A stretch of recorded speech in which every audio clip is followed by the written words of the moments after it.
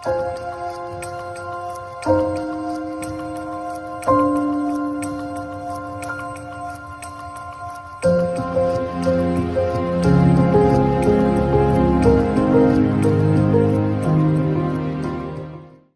సువార్త 11వ అధ్యాయము 28 నుంచి 30 వరకు మైక్లో ఎవరైనా చదివిన సహాయం చేయండి. ప్రయాసపడి భారము మోసుకొనుచున్న సమస్త జనులారా నా యొద్దకు రండి, నేను మీకు విశ్రాంతి కలుగజేతును. నేను సాత్వికుడను దీన మనసు గలవాడను గనుక మీ మీద నా కాడి ఎత్తుకొని నా యొద్ద నేర్చుకొనుడి, అప్పుడు మీ ప్రాణములకు విశ్రాంతి దొరకును. ఏలయనగా నా కాడి సులువుగాను నా భారము తేలికగాను ఉన్నవి. చూడండి, ఇక్కడ వాక్య భాగంలో మనము గమనించినట్లయితే యేసు ప్రభువారు ఆ దినమందు అనేక మందిని కూడా పిలుస్తున్నాడు. అలాగే ఈ రోజున ఈ వాక్య భాగానికి నేను పెట్టుకున్న టైటిల్ ఏంటంటే, ప్రభు పిలుపుకు లోబడగలుగుతున్నావా? మీ పక్కన వాళ్ళతో చెప్పండి ఈ మాట, ప్రభు పిలుపుకు లోబడగలుగుతున్నావా? ఎందుకంటే ఈ దినాల్లో ప్రభు అందరిని పిలుస్తున్నాడు. మరొకసారి వాక్య భాగాన్ని మనం చదువుదాం. ప్రయాసపడి భారం మోసుకొనుచున్న సమస్త జనులారా నా యొద్దకు రండి, నేను మీకు విశ్రాంతిని కలుగజేతును. నేను సాత్వికుడను దీన మనసు గలవాడును గనుక మీ మీద నా కాడి ఎత్తుకొని నా యొద్ద నేర్చుకొనుడి, అప్పుడు మీ ప్రాణములకు విశ్రాంతి దొరుకును. ఎలయనగా నా కాడి సులువుగాను నా భారము తేలికగాను ఉన్నది. నిజమే, ప్రభువారు ఆ దినాల్లో అనేక మందిని కూడా పిలిచారు. ఇది యూనివర్సల్ కాల్ అనొచ్చు. నాటికి నేటికి కూడా ప్రభు పిలుస్తున్నాడు. ఇది ఏ జాతి మత భేదము లేకోకుండా ప్రతి ఒక్కరూ కూడా, అది ఏ ప్రాంత భేదం అని కూడా లేకోకుండా స్త్రీలైనా పురుషులైనా అందరిని పిలుస్తున్నారు. ఎందుకంటే యేసుక్రీస్తు అందరికీ ప్రభు అని వాక్య భాగం చెప్తుంది. యేసుక్రీస్తు కొందరికి ప్రభు, అందరికి ప్రభు, అందరికీ ప్రభు యేసుక్రీస్తు. కానీ చాలామంది మన దేశంలో కూడా ఎలా ఉంటుందంటే, ఇది యేసు ప్రభు వారు ఒక క్రైస్తవులకు మాత్రమే దేవుడు అనుకోవచ్చు. కానీ ఈ లోకంలో ఈ క్రైస్తవులుగా రకరకాలైన భేదాలు పెట్టుకున్నది ఈ లోకంలో మనుషులు పెట్టుకున్నది. ఇదంతే, వాళ్ళ ప్రాంత అలవాట్లను బట్టి, వాళ్ళ ప్రాంత పరిస్థితులను బట్టి వాళ్ళు పలానా పలానా పలానా అనుకుంటూ విభజించుకుంటూ మనుషులు అవన్నీ పెట్టుకున్నారు తప్ప ఎవరిని ఎలా చేయాలో, మనుషులను మనుషులుగాని చేశాడు, జంతువులను జంతువులుగాని దేవుడు చేశాడు. ఈరోజున సువార్త అనేది జంతువులకు కాదు, కానీ మనుషులకు మాత్రమే. కానీ మనుషులు భేదాలు పెట్టుకున్నారు, ఒకరికొకరికి భేదాలు పెట్టుకుంటూ మా ప్రాంతానికి సంబంధించింది కాదు, ఇదేదో వేరే దేశానికి సంబంధించిన మతం అనుకుంటూ, ఇది చాలామంది మనవాళ్ళు దేవుని సువార్తకు, దేవుని యొక్క పిలుపుకు ఈ రోజున చాలామంది విధేయత కాకోకుండా ఎవరి నమ్మకాల వాళ్ళే అంటూ అనేక మంది సింపుల్గా ప్రక్కకు వెళుతూ వాళ్ళకి నచ్చిన మార్గంలో ఎవరో వెళుతూ అనేక మంది వెళుతూ ఉన్నారు. కానీ దేవుని మహాకృప చేత దేవుని ఆరాధించిన వారిని, దేవుని వ్యతిరేకించిన వారిని సైతము కూడా యేసు ప్రభు పిలుచుకొని ఆయన తన సేవలో నీటికి ఆయన వాడుకుంటున్న ఆయనకి మహిమ ఘనత ప్రభావములు కలుగునుగా. నిజమే, దేవుడు ఎంత ప్రేమ కలిగిన దేవుడు అంటే, దేవుడు నిజంగా ప్రేమించి అనేక మందిని ఈ రోజున ఈ యొక్క పిలుపు మనం గమనిస్తే మీటింగ్స్లో ఎక్కడ చూసినా వాల్ పోస్టులు ఉంటాయి. మా చిన్నప్పుడు ఇదివరకు సినిమా వాల్ పోస్టులు ఎక్కువ కనపడాయి, కానీ ఇప్పుడు ఏ యొక్క టన్నెల్స్లో మీరు చూసినా కానీ, ఎక్కడ మీరు గోడల మీద చూసినా కానీ రండి, వినండి, రక్షణ పొందండి. ఎక్కడ చూసినా రండి, వినండి, రక్షణ పొందండి. ప్రయాసపడి భారం మోసుకున్న సమస్త జనులారా నా యొద్దకు రండి. దేవుడు అనేక మందిని కూడా పిలుచుచున్నాడు. ఈ రోజున దేవుని సువార్త అనేది ఒక మత వ్యాప్తి కాదు. యేసు ప్రభువు వచ్చింది ఆయన ఒక మతాన్ని వ్యాప్తి చేయటానికి కాదు. పాపం వలన వచ్చు జీతము మరణము. కాబట్టి మరణమును జయించి తిరిగి లేచి మనందరినీ కూడా ప్రభువుతో ఆయన యొక్క నిత్య రాజ్యములో ఉండటానికే యేసు ప్రభు మనల్ని ప్రేమించి ఈ లోకంలో రకరకాలైన పనుల చేత, రకరకాలైన పరిస్థితులు బట్టి చాలామంది కృంగిపోయి నిరుత్సాహంతో ఆత్మహత్య చేసుకుంటున్న ఈ దినాల్లో దేవుని యొక్క పిలుపును మనమందరము కూడా లోబడే వారికి ఉండాలి. కానీ ఈ రోజున చాలామంది కూడా మనుషులు ఆ యొక్క ప్రేమ తెలియకోకుండానే చాలామంది నశించిపోతున్న చాలామంది ఉన్నారు రోజు. అందుకన్నాడు, నేనే మార్గము, నేనే సత్యము, నేనే జీవమును. నేనే మార్గము, నేనే సత్యము, నేనే జీవమును. నేనే గాంకి ఎవరు లేరని, నేనే గాంకి ఎవరు లేరని ఎంచి చెప్పిన యేసుని యొద్దకు, ఎంచి చెప్పిన యేసుని యొద్దకు రండి రండి, యేసుని యొద్దకు రమ్మనుచున్నాడు. ప్రయాసపడి శ్రమమోయు వారలు, ప్రయాసపడి శ్రమమోయు వారలు ప్రభుని చెంతకు పరుగిడి వేగం, ప్రభుని చెంతకు పరుగిడి వేగం. రండి రండి, యేసుని యొద్దకు రమ్మనుచున్నాడు. నేనే మార్గము, నేనే సత్యము, నేనే జీవము. దేవుడు ప్రేమించి ఈ రోజున అనేక మందిని పిలుచుచున్నాడు. నిజమే, మీటింగ్స్ కోసం రమ్మని పిలుస్తూ ఉన్నాడు.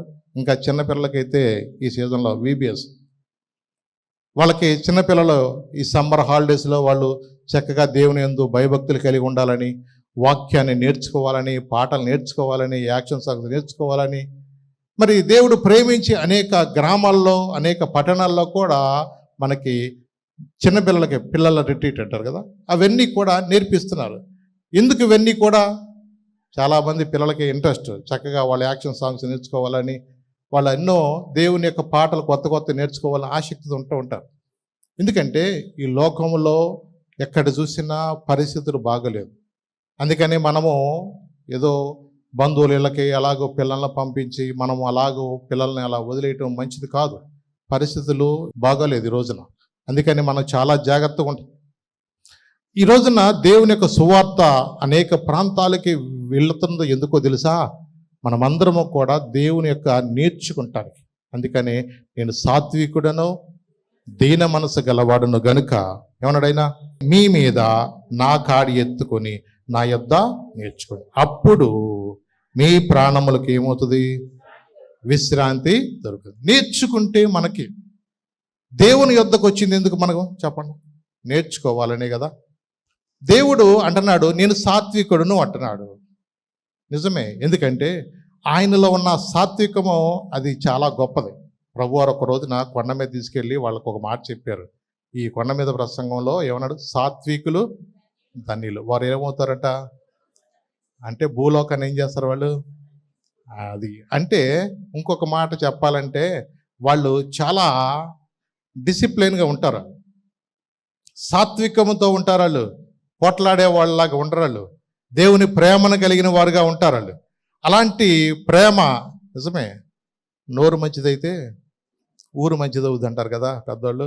అట్లాగే మనము ఎలాంటి ప్రేమ కలిగి ఉంటామో, ఎలాంటి దీనత్వము కలిగి ఉంటామో, ఆ సాత్వికము మనం కలిగి ఉంటామో వాక్య భాగం చెప్తుంది. అందుకని వారు భూలోకమును ఏం చేస్తారంటే వాళ్ళు స్వతంత్రించుకుంటారు. అందుకని ధైర్యంగా చెప్తున్నాడు ఆయన, నేను సాత్వికునుడు. ఇంకేమన్నాడు ఆయన? దీన మనసు గలవాడును, మీ మీద నా కాడి ఎత్తుకొని నా యొద్ద నేర్చుకోండి. నిజమే, ఈ రోజున మనం దేవుని యొద్దకు వచ్చింది ఎందుకో తెలుసా? నేర్చుకుంటాకే వచ్చాం. మనం అందరం కూడా దేని కొరకు వచ్చాం? మనము నేర్చుకుంటాకి వచ్చాము. ఏమి నేర్చుకుంటాము? ఏమి చూసి నేర్చుకుంటామంటే దేవుని మనం వైపు చూడాలా. ఎందుకంటే నేను సాత్వికుడును, దీన మనసు గలవాడినను. దేవుని వాక్యము ప్రకటిస్తున్నది దైవజనుడైనా ఆ వాక్యం ఏం చేస్తుందంటే మనల్ని సరి చేస్తుంది. వాక్యం అంటే ఏంటి తెలుసా? రెండంచుల ఖడ్గం. అది కీళ్లను మూలుగును కూడా విభజించినంత మట్టుగా దూరి నీ బ్రతుకులు సరి చేస్తుంది. మానవులుగా మనం కొన్నిసార్లు పొరపాటు చేయొచ్చు. ఆ పొరపాటు ఎక్కడ మనకి అర్థమవుతుందంటే దేవుని వాక్యం అనేది మనం వింటున్నప్పుడు ఆ వాక్యం ఏం చేస్తుందంటే నీ హృదయములో ఎక్కడైతే నువ్వు జయం పొందలేకపోతున్నావో, ఎక్కడైతే నీ నోటిని అదుపులో పెట్టుకోలేకపోతున్నావో, నీ కళ్ళను ఎక్కడైతే నువ్వు స్వాధీనపరచుకోలేకపోతున్నావో, నువ్వు అపజయము పొందుతున్నా నీ ప్రతి పరిస్థితి కూడా వాక్యం ఏం చేస్తుందంటే నువ్వు నేర్చుకునేలా చేస్తుంది. నువ్వు ఎప్పుడైతే అలాగ నేర్చుకుంటావో నిన్ను అనేక మందికి ఆశీర్వాదకరంగా దీవెనకరంగా దేవుని వాక్యం మనం ఏం చేస్తుంది సరి. అందుకని అన్నాడు ఆయన, ప్రయాసపడి భారం మోసుకొంచున్న సమస్త జనులారా నా యొద్దకు రండయ్యా, నేను మీకు విశ్రాంతినిస్తానయ్యా. నిజమేనండి. ఈ రోజున మనము ఎన్నో నేర్చుకుంటున్నాం. వ్యవసాయం అందరికి వస్తుందా? ముందు చేయగా ఈ రోజున ఉన్న టెక్నాలజీని బట్టి చాలామంది కూడా రకరకాలైన మరి వ్యవసాయ పద్ధతులు ఈ రోజున మనకు కొత్తగా ఆధునికంగా ఎంతోమంది చేస్తున్నారు. పూర్వకాలము మరి ఇన్ని బస్తాలు కానీ ఇంత పంటలు ఉండేవి కాదు. ఇప్పుడున్న టెక్నాలజీని బట్టి ఆ కొంచెం నేలలో కూడా ఎక్కువగా ఎలా పంట పండించాలో కూడా నేర్చుకుని ఆ పంటను ఎలా పండించాలో చక్కగా చేస్తున్నారు. అలాగే అన్ని విషయాల్లో కూడా మనము చదువుకోవాలన్నా కూడా చాలా కష్టమే. ఇప్పుడు రేపటి నుంచి పిల్లల్ని బడిలో తీసుకెళ్తే ఉంటుంది పరిస్థితి. చిన్న పిల్లల్ని గనక స్కూల్కి వాళ్ళని తీసుకెళ్లాలంటే ఇక వాడు వెళ్ళడు. ఎందుకంటే వాడు సెలవుల్లో బాగా అటు ఇటు చక్కగా ఆడుకుని తిరిగి వాడు ఎంజాయ్ చేసి తాత మామ దగ్గర అటు ఇటు చుట్టాలంటి దగ్గర వాడు ఎంతో సంతోషంగా గడిపి మళ్ళీ ఆడు రేపొద్దున బడికి వెళ్ళాలంటే వెళ్ళబుద్ధి అవుద్దా? వాడికి వెళ్ళబుద్ధి కాదు. ఆడు ఏడుచుకుంటా వెళ్తూ ఉంటాడు. ఆడు నేను వెళ్ళాలంటే వెళ్ళనంటాడు. ఆయన ఎట్టాగోట కొట్టి తిట్టైనా ఆయన ఎట్టాగోట ఆయన బడికి పంపిస్తూ ఉంటారు. అంటే చూడండి, ఈ రోజున చాలామంది కూడా ఇవాళ బిడ్డలో నేర్చుకుంటానికే పంపిస్తున్నాం. మరి ఈ రోజున స్కూల్స్ కాలేజీ వాళ్ళు కూడా వాళ్ళందరికీ మనం పిలుస్తున్నారు. 1 1 1 2 2 2 మాయ ర్యాంకులు అంటూ జనాలను ఏం చేస్తున్నారు? వాళ్ళు పిలుస్తున్నారు. వాళ్ళు కూడా పిలుస్తున్నారు. ఎందుకు? మా కాలేజీలో మీరు చదివితే మంచి ర్యాంక్స్ మీకు వస్తాయి, మంచి మార్కులు మీకు వస్తూ ఉంటాయి. ఎందుకు? నేర్చుకోండి. మా కాలేజీలో ఫ్యాకల్టీ బాగుంటుంది, మా కాలేజీలో చక్కగా అన్ని రకాలైన అవకాశాలు మీ బిడ్డలకు ఉన్నాయంటూ వాళ్ళు ఆహ్వానించి నేర్చుకునే అవకాశాలు ఉన్నాయి మీ బిడ్డలకంటూ వాళ్ళు పిలుస్తున్నారు. నిజమే. మరి ఈ రోజున అనేక సందర్భాల్లో మనం గమనించినట్లయితే దేవుని బిడ్డలుగా దేవుడు మనల్ని ప్రేమించి ఈ రోజున ఎందుకు పిలుస్తున్నాడంటే మనం నేర్చుకోవాలని. నిజమేనండి. ఎందుకంటే ఈ రోజున ఒక వ్యక్తి పరిశుద్ధంగా జీవించాలంటే తపస్సు చేసిన వాడి వల్ల కాదు. ఒక పరిశుద్ధ జీవితము జీవించాలంటే ఆ వ్యక్తి వల్ల కానే కాదు. కేవలము పరిశుద్ధుడు దేవుడు నిజంగా ఒక వ్యక్తి యొక్క హృదయం తెరిచినప్పుడు, ఆ వ్యక్తిలో ప్రభువు యొక్క కార్యము ప్రారంభించినప్పుడు తన కళ్ళ మీద జయం పొందగలుగుతాడు. తన నడకలో కానీ తన వస్త్రధారణలో కానీ అన్ని విషయాల్లో కూడా జయం పొందే వ్యక్తిగా ఉంటాడు. అది నా అనుభవం. నిజమే. ఈ రోజు నువ్వు ఎన్నైనా చెప్పొచ్చు పిల్లలకి, జాగ్రత్తగా ఉండండి అన్న, అక్కడికి వెళ్ళబాకండి ఇక్కడికి వెళ్ళబాకండి అంటూ మనం ఎన్నో చెప్పొచ్చు. కానీ జయము రావాలంటే అది కేవలము ప్రభువు నిన్ను దర్శించినప్పుడే అది నీ వల్ల అవుతుంది. అవునండి. యోసేపు మంచి యవన కాలంలో ఉన్న వ్యక్తి కదా. తనకంటూ అవమానించినా ఏం చేసినా, ఒకవేళ గాయపరిచినా అవమానంగా మాట్లాడినా నన్ను ఎవరో ఏదో అనుకుంటారని తను ఫీల్ అవ్వాల్సింది ఏం లేదు. కానీ తను ఒకటి నేర్చుకున్నాడు, దేవుడు నన్ను చూస్తున్నాడు. ఇంత గొప్ప దుష్కారము చేసి నా దేవుని నేను ఎలాగో తప్పించుకుంటాను. ఎవరు నేర్పించారు ఆ పరిశుద్ధత? ఎక్కడ నేర్చుకున్నాడు ఆ పరిశుద్ధత? పోనీ అక్కడ ఏమన్నా మందిరం ఉందా? దైవజనుడు ఉన్నాడా? దేవుడు అతని హృదయము తెరిచినప్పుడు, దేవుని ఆత్మ అతనిలో క్రియ చేస్తున్నప్పుడు నేను చెడు చూడకూడదు, ఇహలోక మాలిన్యం అంటకుండా నన్ను కాపాడగలిగింది నా దేవుడు ఒక్కడే అంటూ పాపమునకు దూరముగా పారిపోయిన ఒక వ్యక్తి యవ్వన కాలంలో నేటికి సమాజానికి ఛాలెంజ్గా బ్రతికిన వ్యక్తి ఎవరో తెలుసా? యోసేపు. అవునండి. అలాంటి బిడ్డలను చూసినప్పుడు మనకి కొన్నిసార్లు ప్రభా నా జీవితంలో కూడా నా బిడ్డలను అలా పెంచుకొని అలాగ బ్రతకాలనే ఆశ అనేక మంది ఉండొచ్చు. మరి ఎక్కడ నేర్చుకుంటాం? లోకంలో ఎక్కడ చూసినా, ఇవాళ ఫోన్లో చూసినా, బయట ప్రపంచంలో ఎక్కడికి వెళ్ళినా అది చాలా మనం ఘోరం. ఒకటి, ప్రభువు నీ హృదయంలో ఉంటే నువ్వెక్కడికి వెళ్ళినా ఆ జయం అనేది నువ్వు పొందుకోగలుగుతావు. నువ్వు ఏ పరిస్థితిలో నువ్వు ఉన్నా సరే దేవుడు నీతో ఉన్నప్పుడు నిజంగా ఆ జయం అనేది నువ్వు పొందుకోగలుగుతావు. మన దేవుడు ఎవరు తెలుసా? జయించినవాడు. ఎవరైనా జయించిన ఆయన దగ్గర నేర్చుకోకపోతే మనం ఎక్కడ నేర్చుకుంటామండి? అందుకని రండి, ప్రయాసపడి భారం మోసుకున్న సంవత్సరంలో యుద్ధకు రండి, నేను సాత్వికుడును, దీన మనసు కలిగాను. ఇంకొక చోట అన్నాడు, నేను పరిశుద్ధుడును గనుక మీరును పరిశుద్ధులై ఉండాలి. ఆయన పరిశుద్ధుడు గనుక ఆయన దగ్గర నేర్చుకోగలుగుతామండి. ఆయనలో తప్పున్నది ఎవడు చెప్పగలగాడు? ఎవరు చెప్పగలుగుతారు? నిజమేనండి. మన దేవుడు నిజంగా ఆయన పరిశుద్ధుడు కాబట్టే ఆయన దగ్గర మనం నేర్చుకోవచ్చు. ఆయన జయించాను కాబట్టి జయించవాన్ని కూడా ఏం చేస్తాను తెలుసా? నాతో పాటు నేను కూర్చుని పెట్టుకుంటాను. దేవుని దగ్గర మనం నేర్చుకునేవారుగా మనం ఉండాలండి. ఈ రోజున ప్రభు పిలిచేది మరొక కారణం ఏంటి తెలుసా? పాప క్షమాపణ అనేది ప్రభు దగ్గర మాత్రమే దొరుకుతుంది. ప్రభు దగ్గర మాత్రమే పాప క్షమాపణ అనేది. అందుకని ఆయన గురించి రాయబడిన మాట, లోక పాపములను మోసుకొని పోవు దేవుని యొక్క గొర్రెపిల్ల. ఈ రోజున చాలా మందికి తెలియక ఎన్నో యాత్రలు చేసుకుంటూ ఎన్నో పుణ్యక్షేత్రాలు తిరుగుతూ రకరకాలైన పరిస్థితులు బట్టి వాళ్ళు ఈ రోజున చాలా మంది కూడా మరి ఎన్నో వాళ్ళు ప్రయాసపడవచ్చు. కొంతమంది దాన ధర్మాలు చేయొచ్చు, నిజమే. చాలామందికి జాలి హృదయం ఉండొచ్చు. నాకు తెలిసిన ఒక పెద్ద ఆయన కుమారుడు కొన్ని వేల జంతువులను పోషిస్తున్నాడు. మన దేశంలో ఒక ఉన్నతమైన స్థితిలో ఉన్న వాళ్ళు చక్కటి నిజంగా ఎక్కడో కొన్ని ప్రాంతాల్లో కూడా కొన్ని జంతువులను కూడా చంపేస్తున్నారు. మనం హిప్పోపటమస్ అంటారు చూసారా, అవి మా దేశంలో ఎక్కువైపోయినాయి, ఇన్నిటి మేపలేకపోతున్నామని చెప్పేసి కొన్ని వేలు చంపేసేద్దాం అనుకుంటుంటే, మీరు దయచేసి వాడిని ఏం చంపొద్దు, ఆ ఎన్ని వేలైనా నేను తెచ్చుకుంటానని చెప్పేసి ఆ ఎన్నిటిని నీటి ఏనుగులు అంటారు, వాటన్నిటిని ఆయన సొంత ఖర్చులో విమానాలను పంపించి తీసుకొచ్చి మళ్ళీ వాటిని పోషిస్తున్నాడు. అంటే వాళ్ళ ఉద్దేశం ఏంటంటే నోరు లేని వీటిని మనం జాలిగా మన ప్రేమగా చూడాలని. మంచి మనసే. నేను ఇన్ని లక్షల జంతువులకు నేను బాగా పోషించాను, వాటిని చూశాను. దేవుడిచ్చి నీకు స్థితిని బట్టి మనం చూడొచ్చు. ఆ కారణము చేత ఒకవేళ దేవుడు అతనికి వాళ్ళకి ఏమన్నా పరలోక రాజ్యానికి అవకాశం ఉంటుందా? అందుకన్నాడు, మన క్రియలంట మురికి గుడ్డల వంటివి అన్నాడు. ఏమన్నాడు? మన హృదయాన్ని ప్రభువుకు సమర్పించుకోకుండా, ఒకటి ఆత్మ మూలముగానో నీటి మూలముగానో జన్మించకపోతే, అలాగే యోహాను సువార్త 6వ అధ్యాయం చెప్పినాడు కదా, నా శరీరము తిని నా రక్తము త్రాగువాడే అనిత్య జీవనకు పాత్రుడు. ఈ రోజున ప్రభు దగ్గరకు వచ్చినప్పుడు మనం నేర్చుకోగలుగుతాం. లోకంలో తెలియక రకరకాలైన దానాలు, రకరకాలైన పుణ్య కార్యాలు చేస్తూ చాలామంది కూడా అనేక పరిస్థితులు బట్టి వాళ్ళు నచ్చిన మార్గంలో వెళుతూ ఉన్నారు. కానీ ప్రజలకు తెలియంది ఏంటో తెలుసా? అంగీకరించలేక ఈ రోజున నిజ దేవుని దగ్గరకు వచ్చి నేర్చుకుంటే వాళ్ళ వాల్యూ ఏదో పడిపోతుంది అన్నట్టుగా చాలామంది దేవునికి దూరం అయిపోతున్న ఈ దినాల్లో మనము చూస్తున్నాం.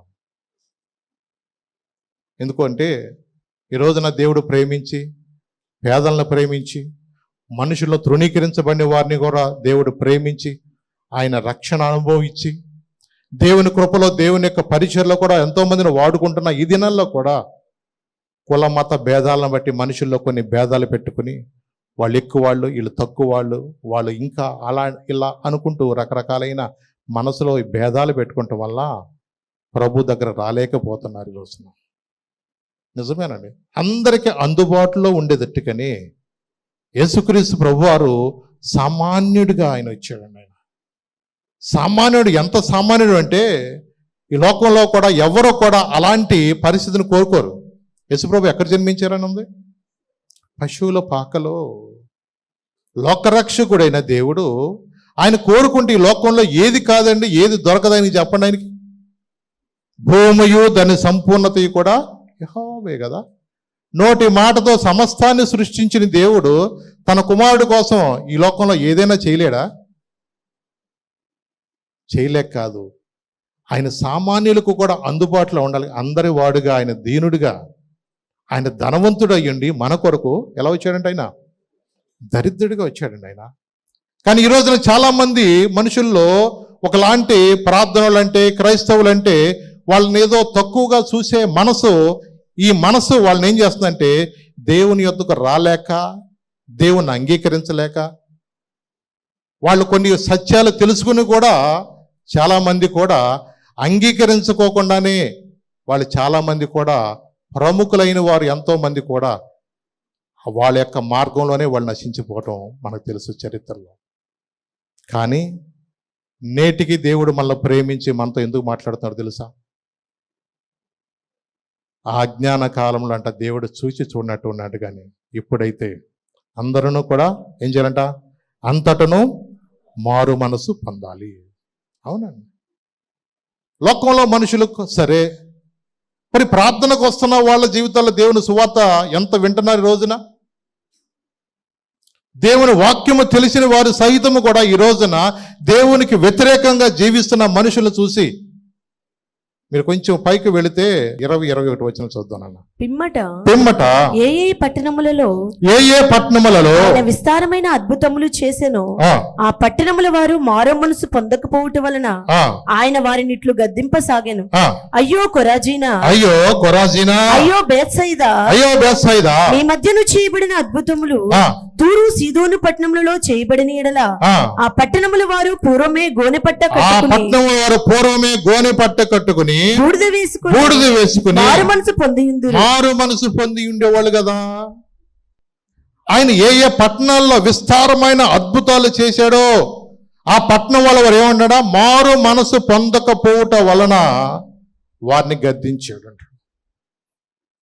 దేవుని కార్యాలు కళ్ళారా ఎన్నో చూసి కూడా మన కళ్ళ ముందు జరుగుతున్న పరిస్థితులను బట్టి రక్షణ పొందటానికి చాలా మందికి దేవుడు తరుణాలు ఇస్తున్నా, దేవుడు మరణకరమైన రోగాల నుంచి బాగు చేసిన వాళ్ళని అనేక రకాలైన కుటుంబంలో పోరాటాల నుంచి, మనస్పర్ధల నుంచి, కుటుంబ కలహాల నుంచి, అప్పుల నుంచి, ఇలాంటి ఎన్నో సమస్యల నుంచి దేవుడు వాళ్ళు విడిపించిన తర్వాత కూడా మారు మనసు పొందడానికి ఈ రోజున చాలా మంది ఏం చేస్తారంటే ఆలస్యం చేస్తూ ఉన్నారు. ఈ రోజున దేవుడు నిజంగా కృప చూపకపోతే ఎప్పుడో మన్నుకు మన్ను అయిపోవాల్సిన స్థితిలో. నిజమే. కరోనా లాంటి దేవుడు మళ్ళా ఇంకా అనుమతించకపోవటం కారణం ఏంటి తెలుసా? ఆయన చాలా కృప కలిగిన దేవుడు. ఈ కృపాకాలంలో మనము దేవుడు మన ఎడల ఇంకా దీర్ఘశాంతము వహిస్తున్నాడు. మన ఎడల ఇంకా దీర్ఘశాంతం వహిస్తున్నాడు. సువార్త తెలీదా? అనేక సంఘాల ద్వారా అనేక మరి సువార్త అనేది ఈ రోజున మనం వింటూ ఉన్నాం కదా.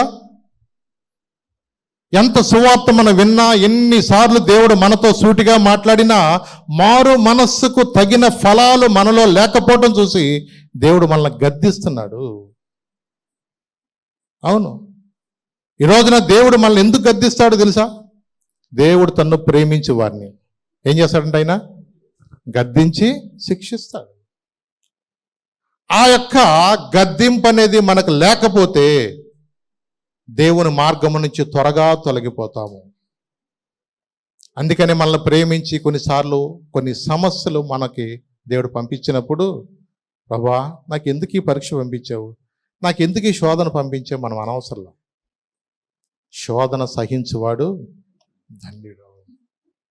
దేవుడు ప్రేమించి మనల్ని కొన్నిసార్లు ఆయన ఒక శిక్ష మనం పంపించింది ఎందుకు తెలుసా?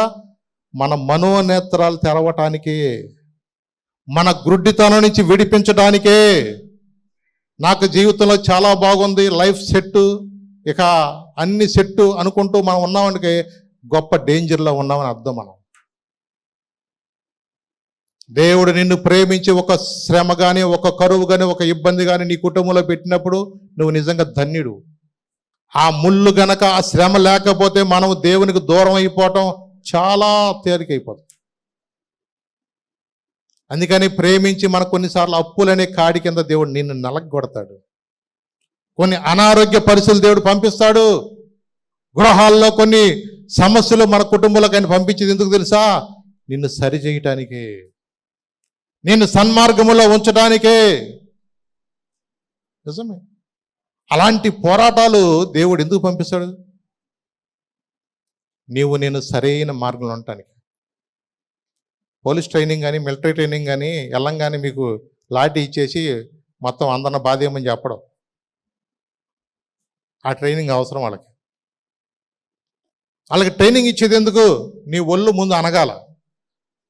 దొంగోడిని పట్టుకోవాలంటే నువ్వేం చేయాలా? పట్టుకోండి అంటే నువ్వు అంటాను. అందుకని నీకు పోలీసు ఉద్యోగం ఇచ్చింది. నువ్వు పరిగెత్తేటట్టుగా ఉండాలా.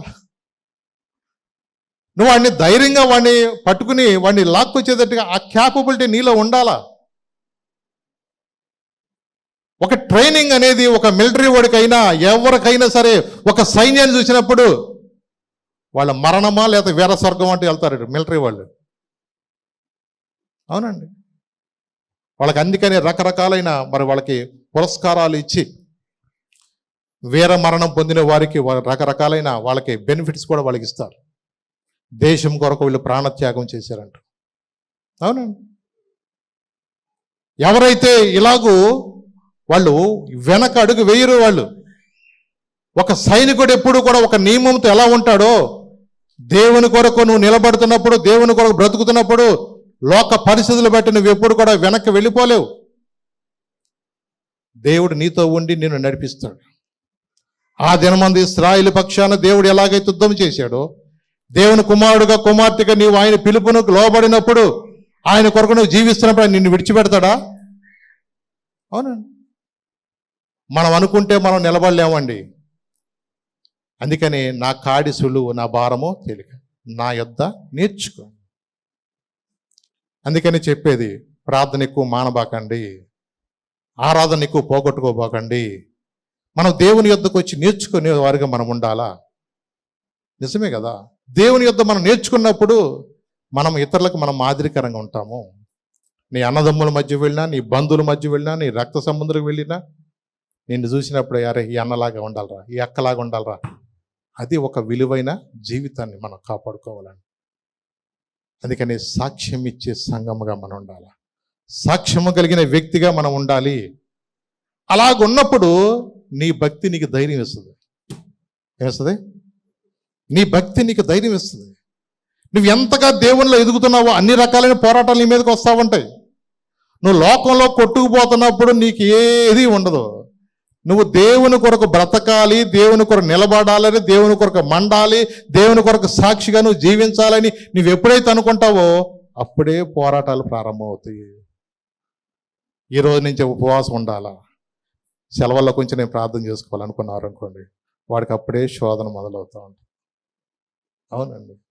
ఈ రోజు నుంచి నేను వాక్యం చదువుకోవాలా, నా కుటుంబాన్ని నడిపించుకోవాలా, మేము కుటుంబ ఆరాధన మేము చేసుకోవాలా, మా కుటుంబంలో ఎన్నో సమస్యలు ఉంటున్నాయి, మేము కుటుంబంగా కలిసి ప్రార్థన చేసుకోలేకపోతున్నాము, మా కుటుంబంలో ఎన్నో అప్పులనే పోరాటాలు గుండా మేము వెళ్తున్నాము, మా ఈ పరిస్థితి నుంచి మార్చబడాలంటే నేను నా ఇంటి వారిని కూడా కలిసి ప్రార్థన చేసుకోవాలని నువ్వు అనుకున్నప్పుడే పోరాటం అనేది ప్రారంభమవుతుంది. కానీ దేవుడు మనకేమి ఇచ్చాడని తెలుసా? ఏమిచ్చాడు? శక్తియు, ప్రేమయు, ఇంద్రియ నిగ్రహము, ఆత్మనిచ్చాడు. కానీ తిరిగి తన ఆత్మను దేవుడు మనకు.